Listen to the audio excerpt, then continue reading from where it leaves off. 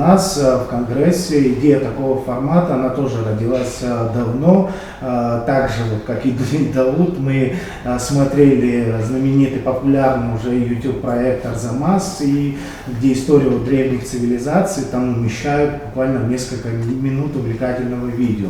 Вот мы подумали, если сделать то же самое в истории Абхазии на разных языках, что очень важно, это может стать таким вирусным контентом в сети. Фильм, конечно же, был рассчитан прежде всего на нашу молодежь, чтобы служить ей так называемой живой памяткой. Но также он будет доступен и на английском языке. Это в основном было сделано, так скажем, для мировой аудитории, желающих познакомиться с нашей страной.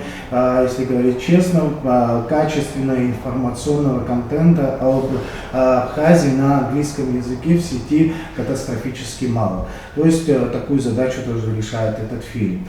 Как выяснилось уже позже, вот наш друг и замечательный режиссер Дауд Логла уже давно живет этой идеей и имел четкое видение того, каким должен быть этот фильм. Как говорится, все звезды сошлись, и Дауд стал автором и режиссером данной картины. Ну, на мой взгляд, фильм удался, он получился таким динамичным, насыщенным информацией и, что немаловажно, по-настоящему с красивой картинкой.